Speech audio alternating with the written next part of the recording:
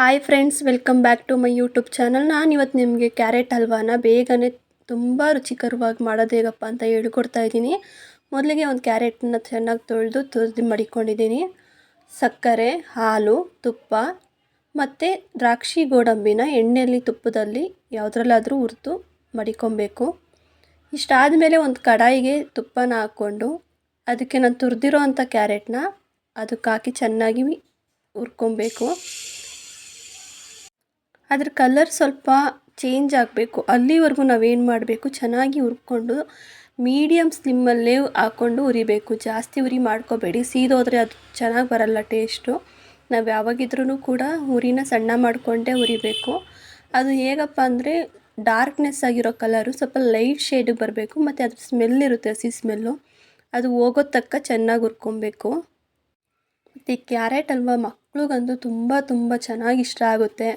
ನಾನು ಕೂಡ ಇವಾಗ ನ್ಯೂ ಲರ್ನರ್ ಆಗಿರೋದ್ರಿಂದ ಏನಾಗುತ್ತೆ, ನಾನು ಮನೆಗೆ ಮಾಡಿಕೊಟ್ಟೆ, ತುಂಬ ಚೆನ್ನಾಗಿ ಎಲ್ಲ ಇಷ್ಟಪಟ್ಟರು.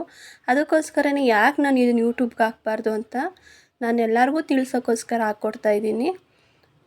ಮತ್ತು ಏನಾದರೂ ಕ್ಯಾಮ್ರಾ ಬ್ಲರ್ ಬಂದು ವೀಡಿಯೋ ಕ್ಲಾರಿಟಿ ಇಲ್ಲ ಅಂದರೆ ಬೈಕೊಬೇಡಿ, ಯಾಕಂದರೆ ನಾನು ಇವಾಗ ಯೂಟ್ಯೂಬ್ ಚಾನಲ್ ಸ್ಟಾರ್ಟ್ ಮಾಡಿರೋದ್ರಿಂದ ಸ್ವಲ್ಪ ಕ್ಲಾರಿಟಿ ಕಮ್ಮಿ ಇದೆ. ನನ್ನ ಹತ್ರ ಎಕ್ವಿಪ್ಮೆಂಟ್ಸ್ ಇಲ್ಲ, ಮತ್ತು ಕ್ಯಾಮ್ರಾ ಇಟ್ಕೊಳ್ಳೋಕ್ಕೆ ಕೂಡ ನನ್ನ ಹತ್ರ ಯಾರೂ ಇಲ್ಲ.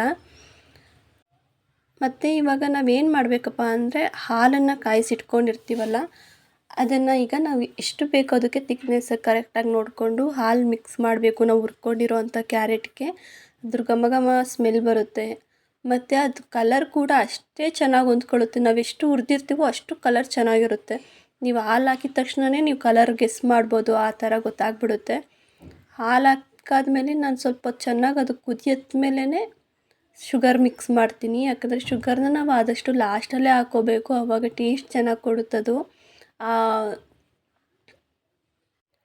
ಶುಗರ್ನ ನಾವು ಲಾಸ್ಟಲ್ಲಿ ಹಾಕೋದ್ರಿಂದ ನಮಗೆ ಅದ್ರದ್ದು ಟೇಸ್ಟು ಕೂಡ ಬಾಯಿಗೆ ಬೇಗ ಗೊತ್ತಾಗ್ಬಿಡುತ್ತೆ.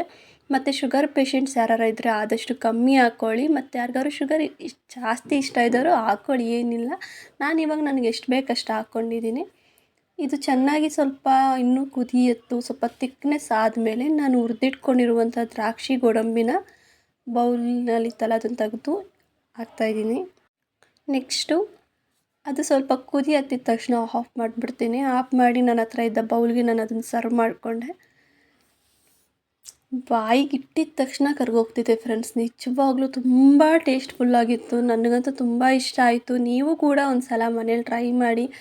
ಮಕ್ಳಿಗಂತೂ ಫಸ್ಟ್ ಆಫ್ ಆಲ್ ತುಂಬ ಇಷ್ಟ ಆಗುತ್ತೆ. ನಮ್ಮ ಅಕ್ಕ ಮಕ್ಕಳಿದ್ದಾರೆ, ಅವರಂತೂ ಬಂದಿದ ತಕ್ಷಣ ವೀಕ್ಲಿ ಒನ್ಸ್ ಆದರೂ ಮಾಡಿಸ್ಕೊಂಡು ತಿಂತಾರೆ friends. Thank you. Please comment, share, subscribe ಮಾಡಿ.